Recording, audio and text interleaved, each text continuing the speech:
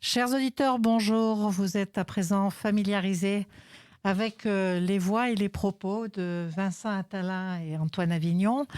Et aujourd'hui, nous allons voir avec eux comment mettre en place ces objectifs. Alors, Vincent Attalin, vous êtes médecin nutritionniste, praticien hospitalier au CHU. Vous nous avez éclairé en même temps que Antoine Avignon, qui est responsable de l'équipe nutrition et diabète au CHU également. Vous nous avez éclairé sur les piliers du mode de vie précédemment. On a vu à quel point il était important de gérer l'alimentation, l'activité physique, le sommeil, les émotions. Nous avons eu plusieurs questions de nos auditeurs là-dessus. À présent, comment mettre en place des objectifs pour gérer au mieux son capital santé? Alors, c'est la clé. Je pense que tout le monde tend l'oreille parce que tout le monde est intéressé par l'amélioration et la bonne gestion de son capital santé. Alors, Vincent Attalin, qu'est-ce que vous nous proposez pour fixer ces objectifs, justement, mettre en place ces objectifs? Alors, on va revenir sur des choses qui sont assez simples pour pouvoir donner des conseils aux personnes qui nous écoutent. Alors, la première chose, c'est de savoir vraiment, finalement, au fond de notre cœur, au fond, finalement, de notre corps, qu'est-ce que vraiment j'ai envie de faire? Qu'est-ce que vraiment j'ai envie de mettre en place? C'est-à-dire, quelle est la destination, si on prend l'image d'un GPS, c'est finalement quelle est la destination que je veux mettre sur mon GPS pour que mon GPS me guide. Et c'est finalement ce qui va être le plus important et c'est ce qui va permettre d'avoir toujours ce focus sur ce que je veux mettre en place pour l'avenir. On a une direction, le plus court chemin, mais n'est pas toujours le meilleur. Alors non, Vous évoquez le GPS. à choisir entre une vie courte et une vie longue avec plein de plaisir, peut-être qu'il y a des personnes qui vont choisir une vie plus longue avec plein de plaisir. Je les comprends. Si je peux me permettre, ce qui est important, je crois que l'image du GPS c'est bonne, Oui, oui. mais vous savez, vous avez déjà emmené des enfants en vacances. Quand est-ce qu'on arrive? Quand est-ce qu'on arrive? Ouais. Il n'y a rien de plus agaçant. Il faut apprécier le voyage. C'est C'est-à-dire, ça. il y a ce qu'on veut atteindre, et puis il y a le voyage. Et le plaisir peut être le voyage. Vous êtes en train de nous dire qu'il faut enlever le stress de l'objectif final. Il faut vraiment profiter pleinement de ce trajet vers un objectif. Je trouve votre bon excellent parce que effectivement, ça c'est ce qu'on retrouve dans les problèmes de poids. Les gens veulent à tout prix maigrir et l'objectif c'est la vie sera belle quand j'aurai 20 ou 30 kilos de moins. Non, non, appréciez votre démarche, appréciez ce que vous allez mettre en place au jour le jour, instant par instant. Félicitez-vous de vous être mis sur la On bonne route. s'envoie des câlins tous les jours en disant j'ai bien fait, j'ai Oh, avancé d'un oh, cran. C'est ça? oui, et je dirais, je ne sais pas si j'ai bien fait. En tout cas, j'ai fait. J'ai fait. J'ai fait. Ouais, j'ai agi pour J'ai moi. fait. Voilà. J'ai agi pour moi. Oui. D'accord. Et un élément important, c'est de se dire derrière cet objectif qui ou quoi est important dans le fait d'atteindre cet objectif. C'est-à-dire que si on était même une petite caméra qui nous verrait, voilà, je me donne cet objectif pour dans 6 mois, 1 an, 2 ans, qu'est-ce que cette petite caméra me verrait faire dans 1 an de différent lorsque j'aurai atteint cet objectif? C'est ça. Est-ce que je serai différent? Est-ce que je ferai des choses différentes tout en étant la même personne au fond de moi? Donc c'est ça. Quelles sont finalement les valeurs qui se cachent derrière un objectif? Oui. Par exemple, on parle souvent des personnes qui se disent, ben voilà, moi j'ai envie, alors parce qu'on prend beaucoup en charge des personnes qui sont en surpoids ou en obésité, ils se disent, ben moi j'ai vraiment envie de perdre du poids parce que j'ai maintenant, je suis grand-père par exemple, et j'ai envie d'amener ma petite fille à l'école tous les mardis, et on habite à 500 mètres de l'école, et j'avais envie de l'amener à pied. Mais ça, c'est extraordinaire, Bien sûr. parce que c'est un objectif qu'on peut comprendre, c'est un objectif qu'on peut s'imaginer, et c'est un objectif Oui. qui correspond à des valeurs qui sont, là par exemple, la petite fille. Émotionnellement, c'est énorme de se motiver comme ça, en fait. Tout à fait. Oui, et je crois que pour rebondir encore sur ce que dit Vincent, je crois que c'est bien important de voir ce que c'est qu'un objectif et une valeur. Et ce qui est important, c'est la valeur qu'il y a derrière. Moi, je vois quand même beaucoup de personnes qui viennent consulter pour un problème de poids. Quand on dit quelle est votre motivation, j'ai souvent la réponse de pouvoir m'habiller. De pouvoir s'habiller, oui, mais pourquoi faire? Qu'est-ce qu'il y a derrière? Souvent derrière s'habiller, c'est rencontrer l'autre. C'est le Claire. relationnel qu'il y a derrière. Parce que moi, je dis aux gens, et si vous êtes dans une pièce à rencontrer personne avec votre jolie robe ou votre joli costume, c'est bien ça?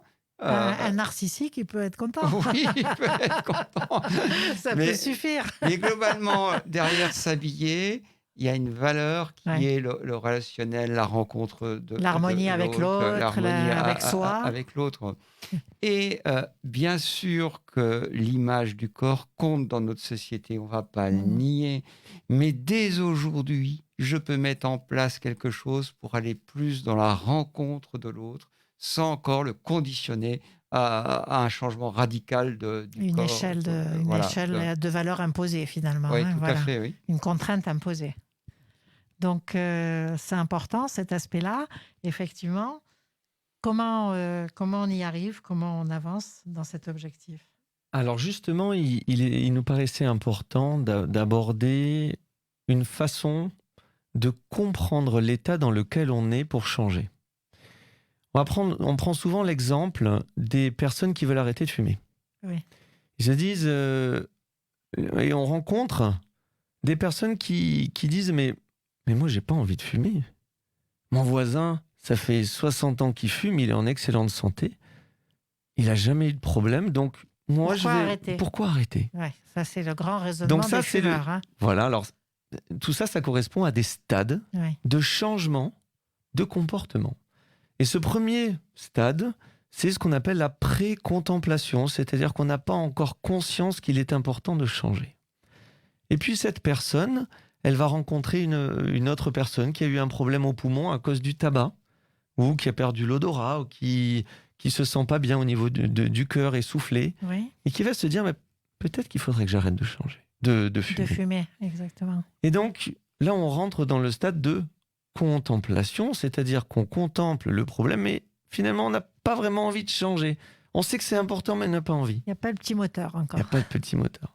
Et ensuite, on va rentrer dans la phase de préparation, c'est-à-dire, j'ai conscience que c'est important, j'ai envie de changer, et ben, je vais me préparer à le faire. Mhm.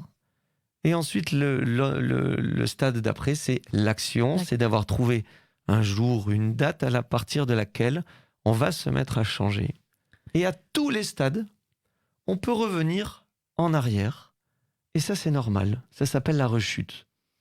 Oui, C'est tout à fait normal. Ça peut pas, c'est pas forcément linéaire. Quoi. On Tout n'a pas n'est- besoin de se flageller si Exactement. on a refumé une cigarette dans les 15 derniers jours. Et dans le cadre de l'accompagnement qui est proposé, c'est aussi important de respecter. C'était une des questions, on va parler des questions tout à l'heure, mais il y avait une question d'une personne qui disait, mais mon mari, je l'entends ronfler la nuit, je l'entends faire des apnées du sommeil, mais il n'a pas envie d'aller consulter. Donc, il faut déjà respecter le stade dans lequel est cette personne.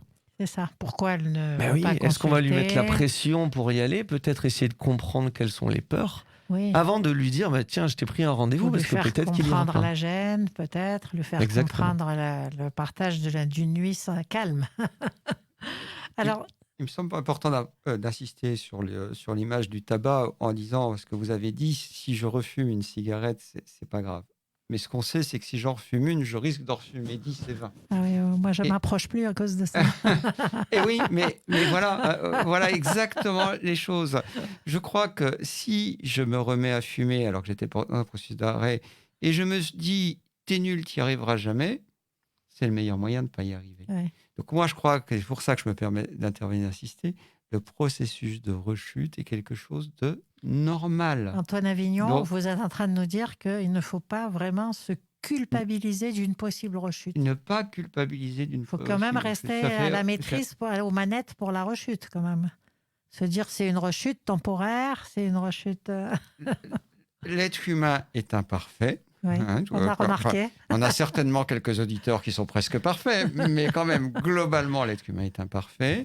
Le fait de ne pas tout réussir ce que nous entreprenons fait partie de notre humanité commune. C'est ça. Il n'y a personne qui réussit tout. J'insiste parce que dans les personnes, encore une fois, je reviens souvent au poids, mais c'est pareil dans le tabac. Souvent, les personnes qui nous consultent ont un manque de confiance en elles. Oui, puis de la culpabilisation. Oh là là, je fume encore, il Voilà, aurait fallu s'arrêter. Voilà, voilà. j'arrive pas. Donc non, c'est dur pour moi d'être... Plutôt que de dire t'es nul, c'est dur pour moi de refumer. Mais je vais y arriver. Mais il y a des possibilités d'y arriver. Ouais. Donc, c'est une approche extrêmement douce vis-à-vis de soi, finalement, ferme et douce. Hein, Antoine Avignon, vous prenez cet aspect-là non violent, finalement. Hein. Oui, j'insiste beaucoup parce que c'est pareil dans les consultations et dans notre société, beaucoup de personnes qui viennent pour n'importe quel problème nous signalent qu'ils sont fatigués. Quand on est en lutte contre soi-même, et ça souvent quand j'en parle, les gens arrivent bien en conscience. Mais quand vous vous en voulez, quand vous êtes toujours en train de vous dire que vous n'êtes pas suffisamment bon, quand vous êtes... Est-ce que vous n'avez pas l'impression que ça participe à la fatigue? Et le fait d'être toujours après soi, de se reprocher les choses, regardez bien, ça épuise. C'est un coup ensuite à manger un paquet de chips le soir parce qu'on n'en peut plus. Hein. Ou de se faire une bonne paire de cigarettes pour se relaxer. Exact. Alors, vous étiez en train de nous dire, Vincent Attalin, que vous évoquiez le fait de dater l'action, de la rendre concrète, de la préparer concrètement. C'est pas je veux arrêter de fumer en vrac comme ça en l'air, ou je veux arrêter de manger trop, ou je veux maigrir, etc. C'est dire qu'est-ce que je vais faire, quand, comment. C'est ça ? Alors exactement, de pouvoir conceptualiser, de pouvoir s'imaginer quand ça va se passer. C'est-à-dire si je veux me remettre à l'activité physique, par exemple, qu'est-ce qui va changer dans mon corps? Qu'est-ce qui va changer dans mon esprit? Qu'est-ce qui va faire que je me sente bien avec moi-même quand j'aurai repris le sport? C'est ça. Et donc je m'imagine dans 6 mois, dans 6 mois, j'aurai peut-être acheté une paire de baskets, je marcherai le matin, 5 minutes, j'irai chercher mon pain à pied. Donc pouvoir se projeter est extrêmement important. Vincent, ce sont des petites étapes. On ne prend pas tout d'un coup des choses très dures à faire. Alors c'est exactement ça. Alors c'est la théorie des petits pas, c'est-à-dire qu'avant d'arriver en haut du sommet, on est obligé de faire le premier pas. C'est un peu, même en arrivant en haut d'un escalier, on est obligé de commencer par la première étape. Et je vais vous raconter une petite histoire. Une petite histoire d'une personne qui, un jour, nous parle d'une envie de se remettre à la peinture. Vous allez dire, c'est quoi le rapport avec le mode de vie?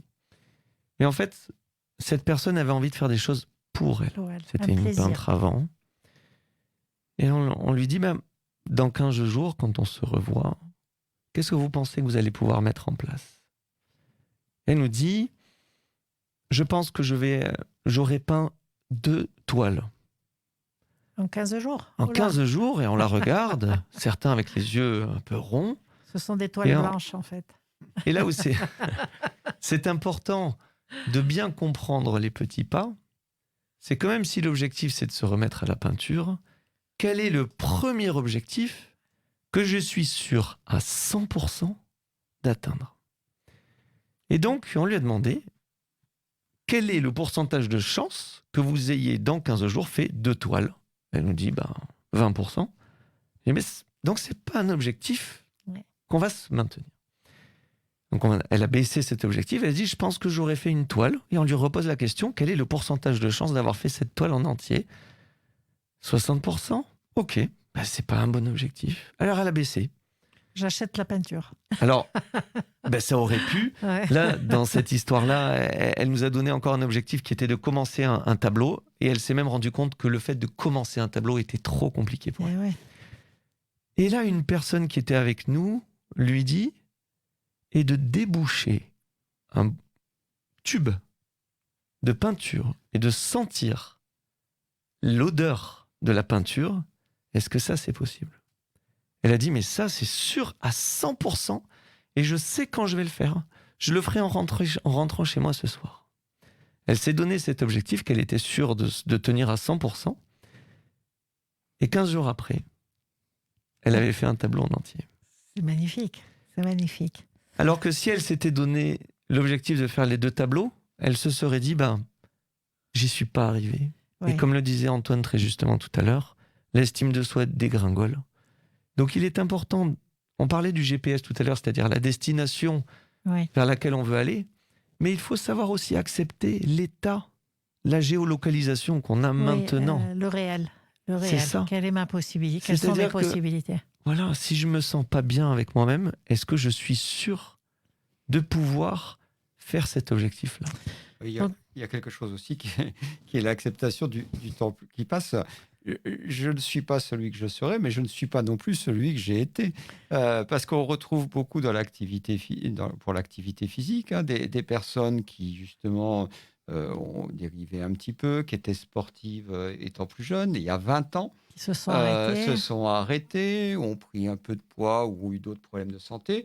Et puis, sous l'impulsion des médecins, ils se disent c'est important que je me remette à l'activité physique. Ouais. Et puis, ils essayent, ils s'y mettent. Essoufflement, douleur, tout. Et puis, ils disent waouh, je ne peux pas faire ce que je faisais il y a 20 ans. Quelle surprise! Mais c'est un petit peu. Bien sûr, Bien sûr. bien sûr. Mais je dirais que même le sportif régulier, il ne fait pas aujourd'hui ce qu'il faisait il y a 20 ans. Alors, celui qui s'est sédentarisé et qui a eu des problèmes de santé, il ne peut pas. Donc, l'objectif, encore une fois, comme le dit Vincent, il doit être réaliste. Est-il réaliste d'envisager que je puisse du jour au lendemain refaire une Ouais. activité physique d'une intensité importante? Non, des petits pas, des petits pas. Mais C'est souvent, important cette histoire de notion de petits pas et de choses réalisables à 100%. Je trouve que c'est intéressant de garder ça en tête et dire je ne me mets pas des objectifs intermédiaires trop hauts. Il faut que je capitalise sur du succès, même à petits Et- pas. mais après, beaucoup de personnes vont dire si c'est pour faire que ça ne sert à rien. Mais je crois que Vincent a une image, hein, c'est que pour atteindre le haut de la montagne, je fais déjà, ou le haut de l'escalier, je monte déjà une marche. Comment Oui. je peux être en haut de l'escalier sans avoir monté une marche? Bien sûr, bien sûr. Il y a une deuxième histoire qui est intéressante. Est-ce que je peux me Ah ben ouais, permettre moi de la j'adore les raconter? histoires et les auditeurs aussi, vraiment, parce que c'est très concret. Une ça personne permet. qui, je pense, si elle nous écoute, se reconnaîtra, une ancienne sportive, qui racontait que, à cause d'un accident, a arrêté le sport, a repris du poids et n'a jamais pu reprendre le sport au niveau auquel elle avait l'habitude de Bien pratiquer sûr. ce sport-là 20 ans avant. Et elle a essayé de perdre du poids, elle a essayé de se remettre à l'activité physique, à se remettre au sport. Elle allait dans certaines salles de sport qui lui disaient mais il faut faire 1h30, 3 fois par semaine pour pouvoir mettre en place une activité réelle. Et elle se disait mais moi à chaque fois que je reprends ce sport-là, ça me fait mal, j'ai mal partout. Et très mauvaise estime d'elle, là aussi, en se disant je n'y arrive pas, je suis nul, etc. etc. Et donc, elle a la chance d'avoir un mari soutenant qui lui avait acheté un elliptique pour Oui. Noël. Et elle trouvait ça intéressant d'avoir un elliptique à la maison. Et donc, on fait une séance où je lui dis, vous pensez pouvoir faire combien la prochaine séance, combien vous pouvez faire Sur le vélo elliptique. sur le vélo elliptique? Et elle me dit, je vais faire 50 minutes, pensant que voilà, le médecin voudrait qu'elle fasse ça. Est-ce que vous êtes sûr à 100% de faire 50 minutes? Et est-ce que vous êtes sûr que le lendemain, vous pourrez presque faire à vie 50 minutes tous les jours? Elle dit, mais non, c'est pas possible. Je lui demande à partir de combien de minutes vous avez mal au genou? Et elle me dit, mais ça se compte pas en minutes. C'est Ah, très le intéressant. troisième pédalage. Donc, je lui dis, quel est le nombre de secondes à partir duquel vous avez mal au genou, vous êtes rouge, vous êtes essoufflé? Elle me dit, mais moi, 30 secondes. Et je lui dis, c'est un excellent objectif. Et elle s'est donné comme objectif de faire 30 secondes une fois, De jusqu'à ce qu'on maîtriser. se revoie. Ouais. On se revoit la semaine d'après, ou 15 jours après. Elle avait fait d'elle-même 3 fois 30 secondes par jour. Le premier jour, elle était passée à 1 minute, puis 2 minutes, puis 5 minutes.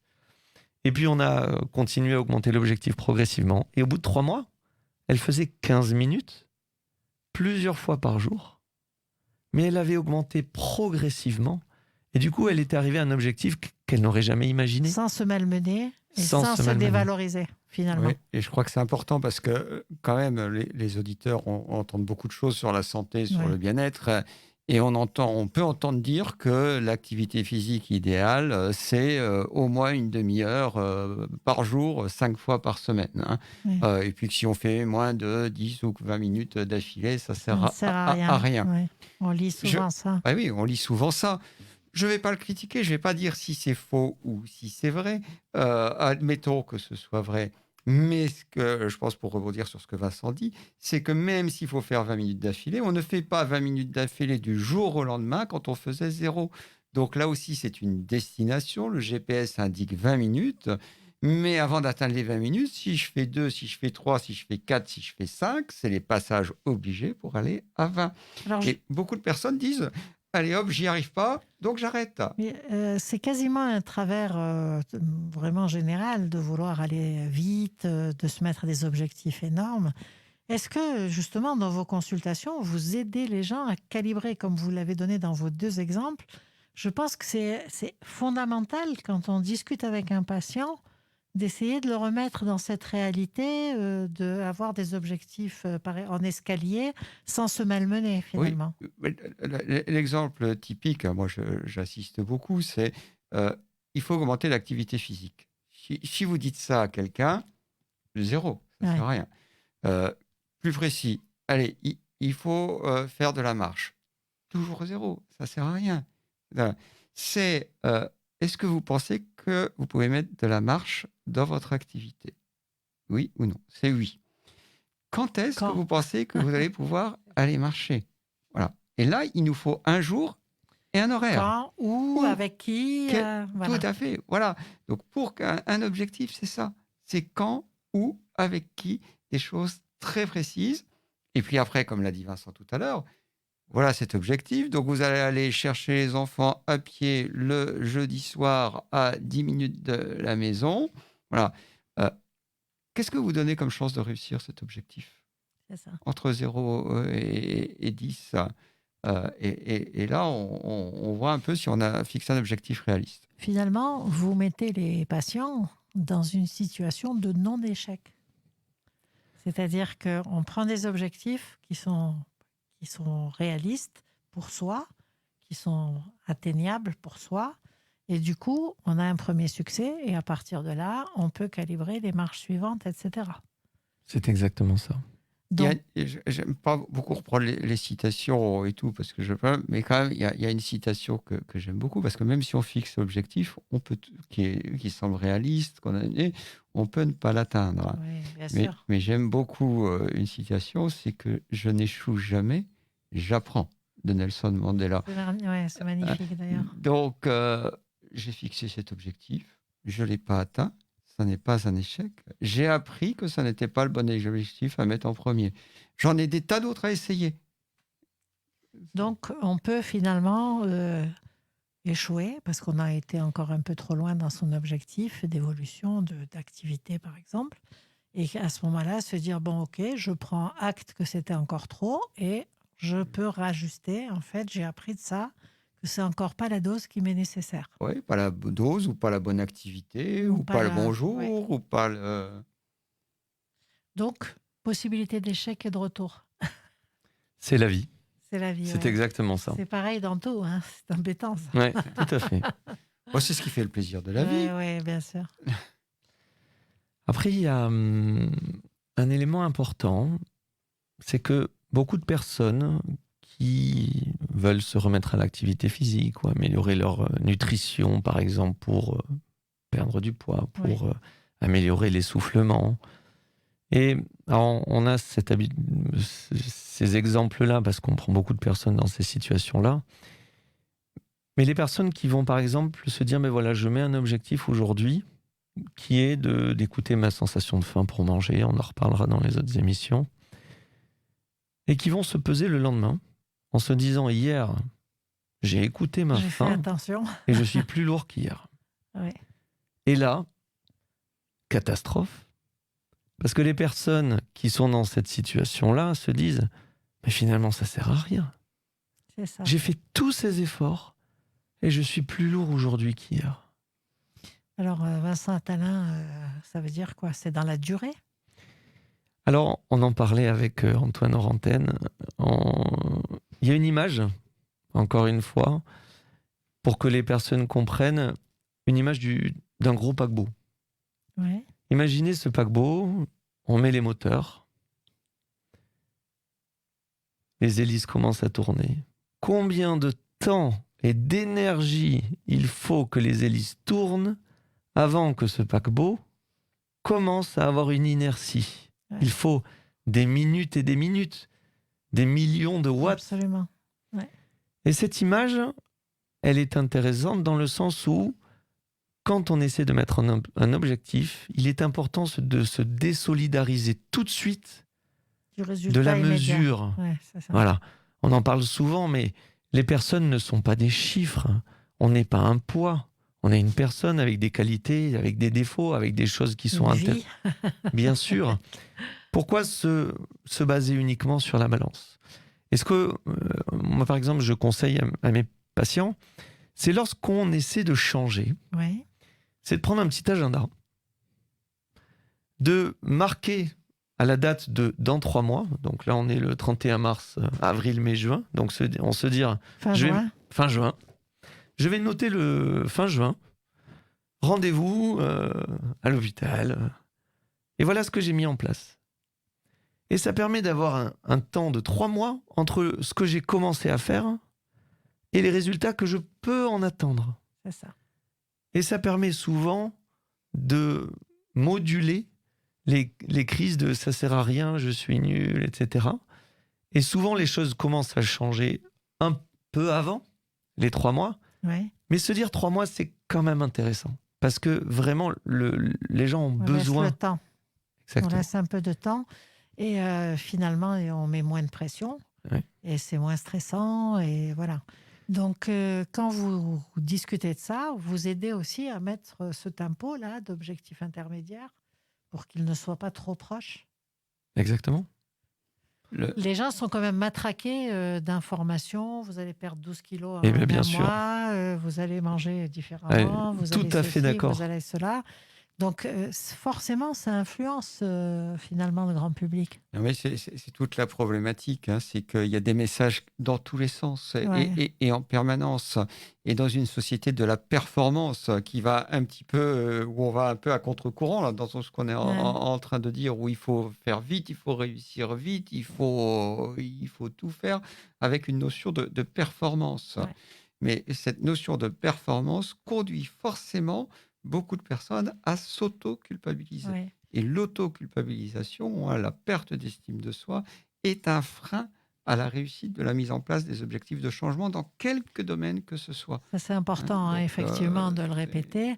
Et avec le corollaire, certainement, que finalement, on a aussi de l'estime, non pas par le résultat, mais par la démarche qu'on a mise en place et par le bien-être qu'elle peut apporter, parce que vous avez une démarche extrêmement tranquille, finalement, sereine, et ce qui fait que ça apporte en soi aux patients. Oui, oui. euh, on le dit, mais voilà, je ne sais pas si on aura des questions et tout, mais je pense que c'est quelque chose de très difficile à Ouais, intégrer. bien sûr. Parce que ça va vraiment à contre-courant de ce que notre société demande. J'insiste un petit peu là-dessus, mais il faut prendre le temps de prendre le soin de soi et ne pas être en occupation. J'ai pas fait assez aujourd'hui, j'ai trop mangé, j'ai grossi, mes enfants, ça va pas. C'est fondamental, J'ai- effectivement, oui. C'est voilà, fondamental parce que ce sont des petites remarques, mais qui finalement, c'est un poison quotidien. je crois que faire le point tous les soirs en se disant qu'est-ce que j'ai fait de bien aujourd'hui. Ouais. C'est quelque chose d'important, y compris dans la journée la plus sombre qui a pu exister. Toujours, qu'est-ce que j'ai pu faire de bien. De bien, et en se disant que s'il y a un peu d'inertie à la mise en place, eh ben, Ouais. ça fait partie du processus, c'est comme ça. Et au minimum de prendre ces 2 minutes pour soi, ben, c'est au minimum ça que j'aurais fait de bien. Mm. Voilà, Ne serait-ce que cette ne serait-ce que réflexion ça, du ouais. soir. Tout à fait. Exactement, je me penche sur ce qu'a été ma journée, ce que j'ai fait pour Ouais, moi. et si elle a été très dure, ben, je m'en culpabilise pas. Ça fait partie des journées des vies humaines qui sont très dures. Alors après, c'est sûr qu'il y a des gens qui enchaînent un peu plus les difficultés. Mais celles-là, faut encore moins qu'elles s'auto-culpabilisent. Elles ont vraiment pas de chance Ouais. d'être dans des situations difficiles Complexe. et Ouais. qu'elles ne rajoutent pas, qu'elles essayent de ne pas rajouter de culpabilité dessus. Bien sûr, bien sûr. Donc, je trouve ça extrêmement intéressant pour justement cette démarche douce. Il y a aussi, si on garde cette image du paquebot, du navire, qui a besoin beaucoup d'énergie pour commencer à avoir cette inertie, il faut l'imaginer que aussi, si jamais les moteurs s'arrêtent, ben le paquebot il continue. Ouais. Donc si on se laisse un peu de temps pour que les choses commencent à changer, peut-être que les jours ou les périodes où ça sera plus dur, ben peut-être que ça continuera à changer. Ouais. Parce qu'on aura mis tellement d'énergie et tellement de Oui, de choses en place. de choses en finalement. place Oui, voilà. que finalement ça va Le corps continuer. continue à en bénéficier et le mental aussi, au Exactement. final. Donc, une démarche tout à fait importante. Il faut motiver les gens pour ça, finalement. D'abord. Alors la motivation, Pour l'approche, d'abord. alors il y a cette notion de motivation, mais il y a aussi la notion d'estime de soi, on en parlait, Mm. et de comprendre au plus profond de nous-mêmes qu'on mérite Ouais. d'être heureux, qu'on mérite d'être aidé, qu'on mérite d'avoir du bonheur. Et alors là aussi, c'est encore une image, cette image, donc, vous savez, dans les avions, on dit que quand une maman est à côté de son enfant et que la cabine fait une dépressurisation, les masques à oxygène tombent. Et on dit aux mamans, mettez le masque à oxygène sur vous avant d'aider votre enfant. Pourquoi ? Parce que si jamais vous le mettez, et le temps que vous le mettiez à votre enfant, ben, vous tombez dans les pommes, et ben, on va perdre vous deux. Par contre, si vous avez réussi à survivre, vous allez gérer probablement l'enfant. aider votre enfant. Et ça, c'est une notion qui est fondamentale, de pouvoir se dire que oui, je mérite d'être aidé, je mérite et j'ai le droit de vivre, d'être aidé. Et on croise beaucoup de personnes qui sont dans la situation où elles se disent qu'elles ne méritent pas d'être aidées et qu'elles vont passer leur temps à aider les autres, C'est à ça. aider les voisins, les voisines, la famille, les amis. On n'a pas le temps et finalement on s'occupe jamais de soi. Il y a beaucoup de gens hyperactifs comme ça qui ne peuvent pas s'arrêter pour s'occuper d'elles-mêmes, quoi, de soi-même. Exactement. Donc, ce côté de s'aider, finalement, s'aider soi-même pour pouvoir d'abord aider plus les autres. J'aime bien l'image de la dépressurisation pour le bébé, mais aussi s'aider, c'est-à-dire savoir ce dont on a besoin et se dire que c'est aussi un objectif, finalement. Tout à fait. Quand on est un soignant, Ouais. de savoir et avoir pu s'aider soi-même est, à mon avis, une clé importante pour pouvoir mieux aider les autres. Alors, c'est un soignant, mais finalement, on est aussi des humains. Moi, je sais qu'à titre personnel, depuis que je suis un petit peu plus gentil avec moi-même, j'ai l'impression de mieux encore aider les personnes que j'accompagne. Continuez alors. Hein. Voilà. Alors, ça peut passer pour une forme d'égoïsme, mais c'est un bon égoïsme, c'est-à-dire quelque chose qui va faire qu'on va pouvoir être mieux et mieux présent pour les personnes qu'on a envie d'aider.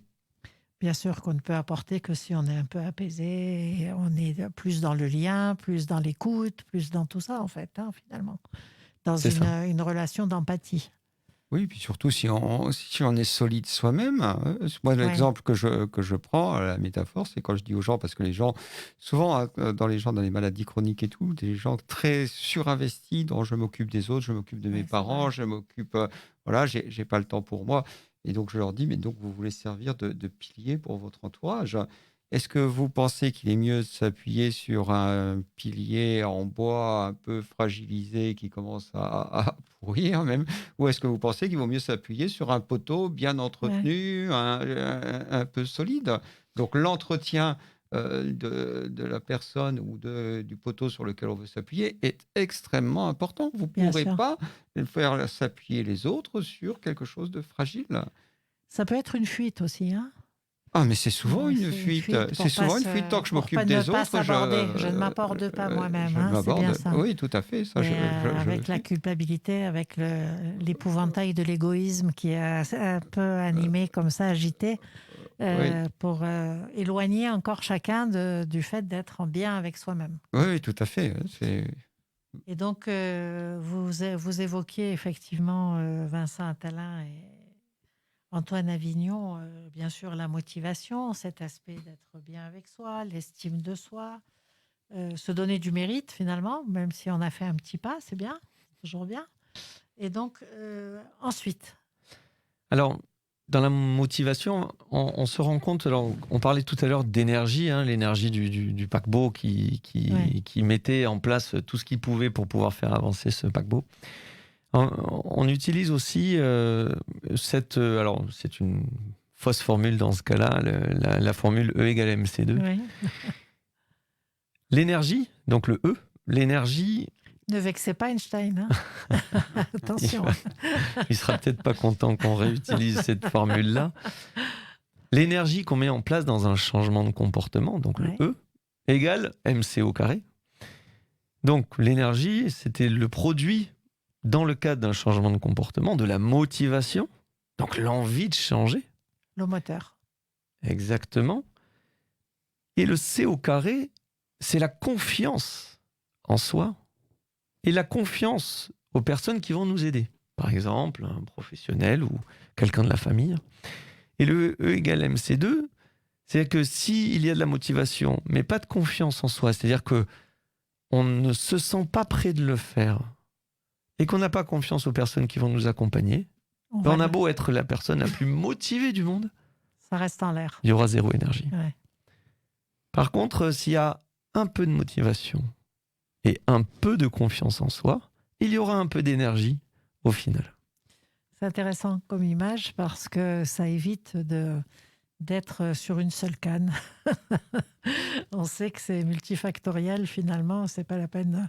Inutile d'hypertrophier un des points pour arriver à un objectif impossible à atteindre. Tout à fait. Donc la politique des petits pas, encore une fois, avec savoir se faire aider par les bonnes personnes, les bonnes énergies, les bonnes réflexions, les bonnes étapes. Donc vous avez souhaité justement un peu éduquer le public et les patients, ou même le grand public d'ailleurs, sur la façon d'avancer dans ses objectifs, la façon de porter un regard sur soi déjà, de faire une espèce d'auto-diagnostic. Je suis où? Pas un diagnostic médical, mais j'en suis où?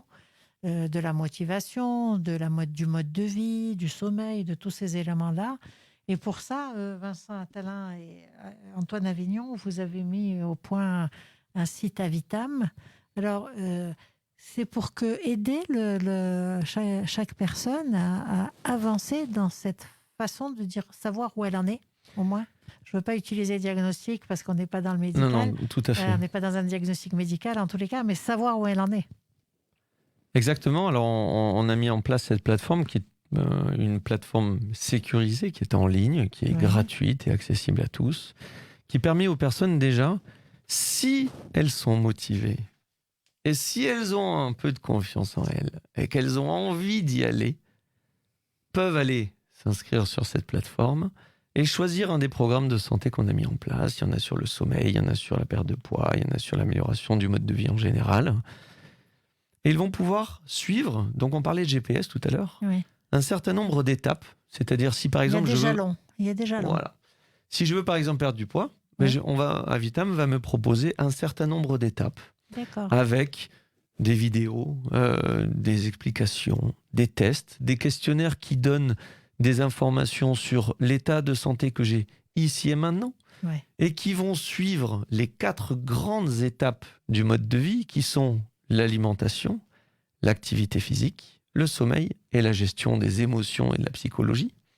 Et à travers ce parcours, Avitam va faire des recommandations, des conseils qui vont dire, voilà, par exemple, on se rend compte que vous avez des insomnies ou vous êtes somnolent en journée, allez voir votre médecin pour peut-être essayer de comprendre pourquoi ça, parce qu'effectivement, elle n'est pas normale, cette envie de dormir. Ou Mais on s'est rendu compte, vous avez envie de perdre du poids, que vous ne savez pas ce que c'est la faim, parce que vous avez peut-être des brûlures à l'estomac. Mais allez en parler à votre médecin, et ainsi de suite. Une question, ça permet aux gens de se connaître, savoir où ils en sont par rapport à leur santé, bien sûr, leurs émotions et tout le reste, les points que vous avez évoqués. Est-ce que à travers la plateforme, quelqu'un va suivre aussi son évolution? Il y a un tracing de l'évolution de chacun ou pas du tout? Alors oui, il y a un tracing, c'est-à-dire qu'au fur et à mesure qu'on avance dans les étapes, les personnes vont pouvoir analyser tout leur chemin. Et ils vont Ouais. pouvoir savoir par où ils sont passés et quelles sont encore les étapes qui sont à découvrir dans leur programme de santé. Donc c'est un GPS, c'est un coach à domicile, quoi. Alors on n'aime pas trop dire que Je sais qu'il y a un coach à c'est un domicile. coach parce que il y a cette notion dans le coaching de savoir exactement ce qu'il faut pour l'autre. Ouais, non, Alors j'avais pas qu'Avitam cette n'est notion-là. pas là Ouais. pour dire, en fait, non, c'est pas ce qu'il faut faire. Parce que s'il y avait une On le vérité, saurait, ça se saurait. tout le monde serait en bonne santé, Bien tout sûr, le monde ferait bien l'activité sûr. physique, personne n'aurait de surpoids, sauf que ça n'existe pas. Non, Donc quand en je fait, dis c'est un plutôt coach, une prise de pardon, conscience. c'est une prise de conscience, Exactement. une façon de savoir où on en est, qu'est-ce qu'on a, comment on voit ça, quel est cognitivement aussi ce qu'on en sait finalement, et avec cette démarche extrêmement permissive finalement que vous avez, qui est en harmonie avec soi-même, de voir comment on peut évoluer petit à petit finalement.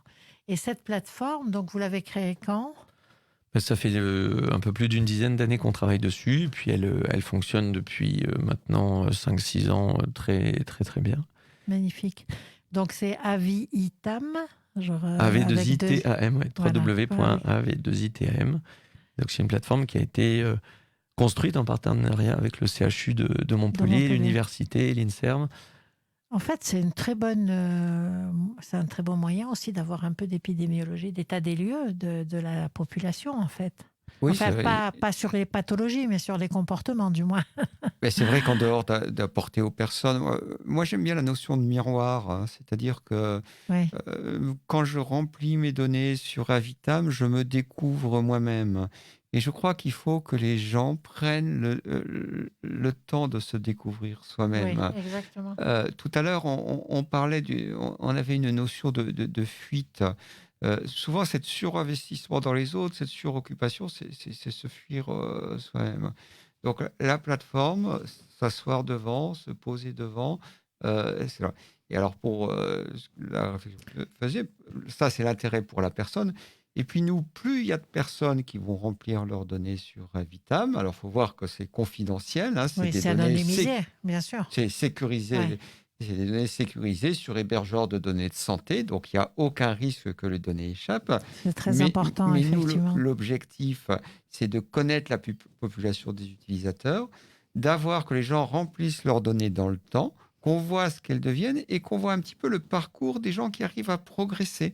C'est ça. Et faire ce qu'on appelle maintenant du data mining ou du big data, et de connaître de mieux en mieux la population de nos leviers. utilisateurs pour donner des conseils de plus en plus adaptés aux nouveaux utilisateurs. Et affiné En par, disant, par voilà- le grand nombre, Voilà, finalement. voilà, tout à fait. Quand on aura une grande masse de données, on Oui. dira aux gens qui rentrent dedans, mais voilà, avec votre profil, voilà ce qui est le plus adapté pour vous pour aller dans le sens de ce qui est important pour vous. Donc, encore une fois, c'est bien la personne qui choisit ses cibles et ses objectifs, mais en fonction de ce qu'il aura choisi, on espère pouvoir lui donner le conseil le plus adapté avec les données que l'ensemble des utilisateurs auront mis sur Avitam. Finalement, c'est une mise en commun de données Tout qui à fait. permet de façon gratuite quand même Tout à d'orienter fait. les gens et de s'orienter aussi sur l'état de la population, ses besoins, Tout à fait. les leviers de fonctionnement aussi.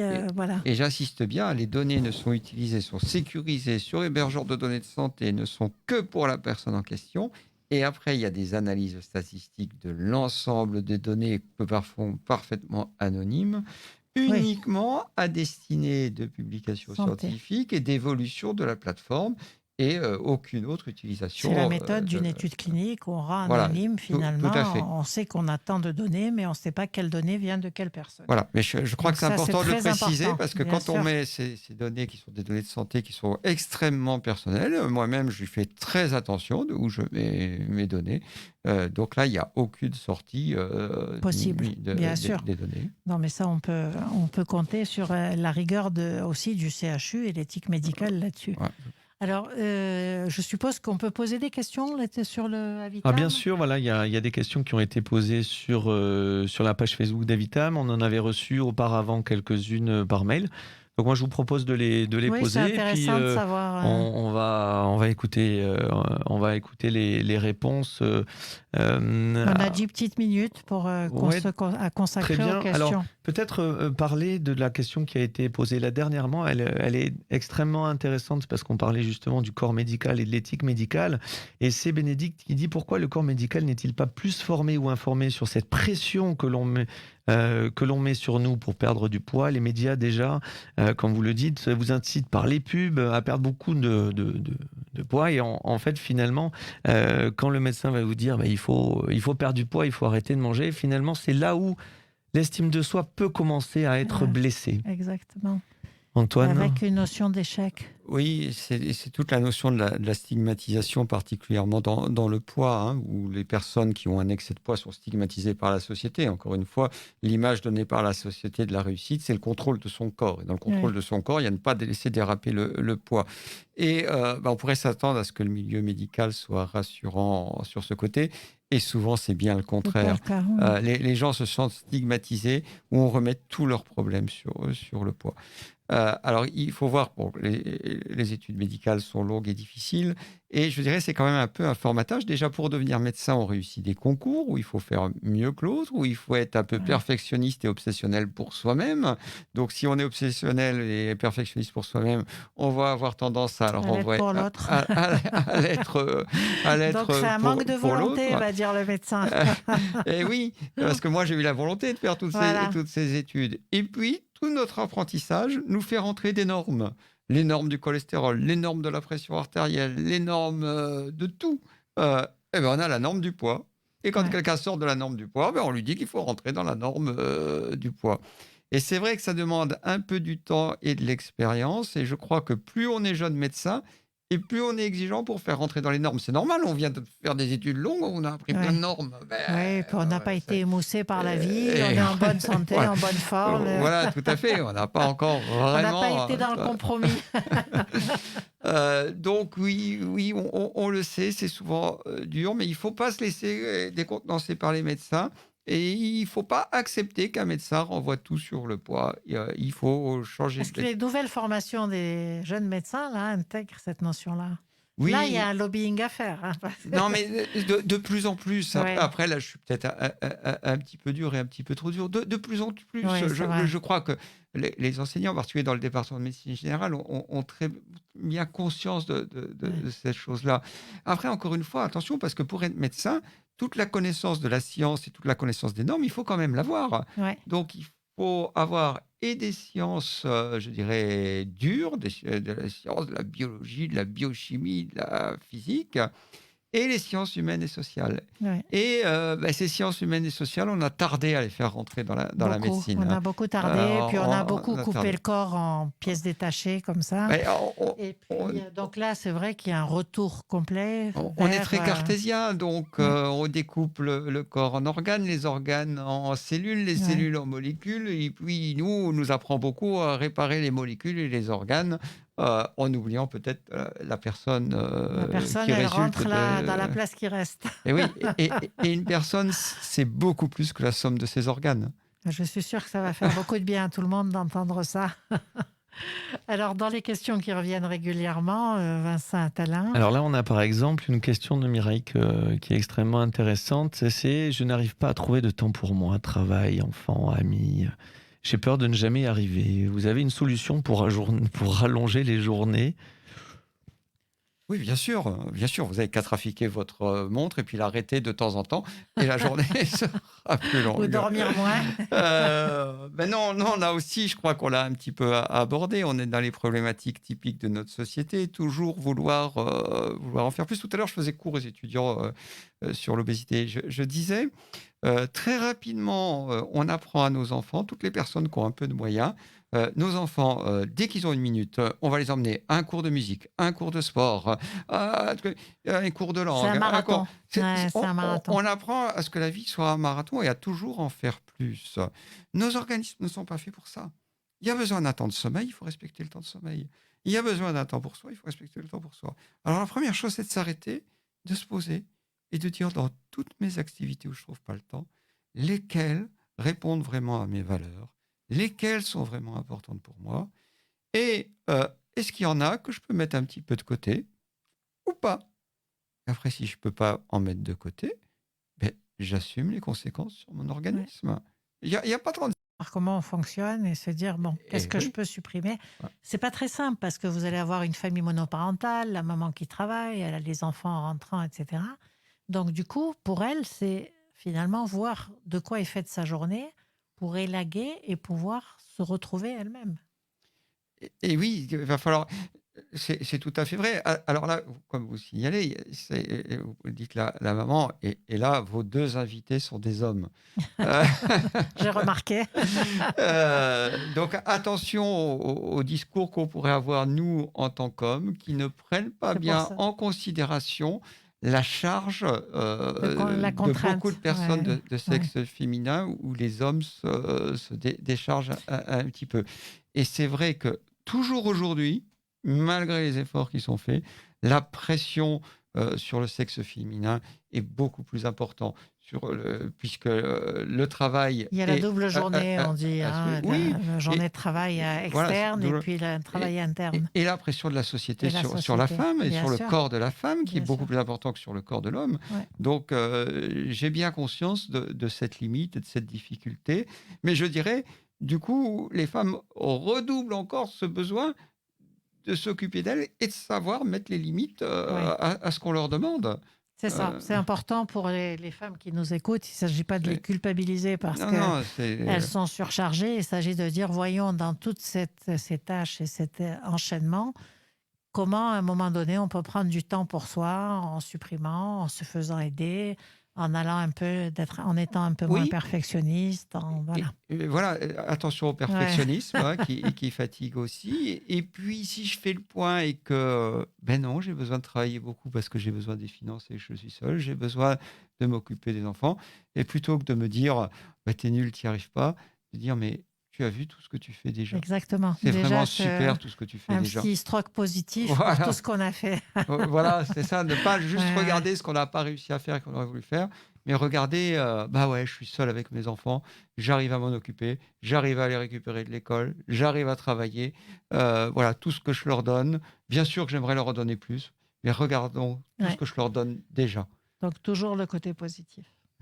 Toujours. Vous avez d'autres questions qui Alors, viennent on aurait peut-être eu le temps d'une dernière d'une question. dernière C'est question, Julie oui. qui nous dit: je n'arrive pas à me mettre au sport. Je sais qu'il faudrait, mais je C'est déteste la grande courir. question. Je déteste le sport. Comment faire? Moi, je pense que tu adores répondre à cette question, Vincent. Alors, 15 moi, je secondes de dirais vélo que... elliptique, j'ai retenu. Alors, en fait, c'est une expression d'Antoine qui dit: mais quand on va courir après quoi? Voilà. La question est de se dire, si j'ai envie de me mettre à l'activité physique, Oui, pourquoi? Qu'est-ce qui va changer? Est-ce que j'ai vraiment envie de courir? Est-ce que le fait de courir, c'est parce que j'adore ressentir mon cœur battre, avoir les bras et les jambes qui bougent, parcourir un certain nombre de chemins en transpirant?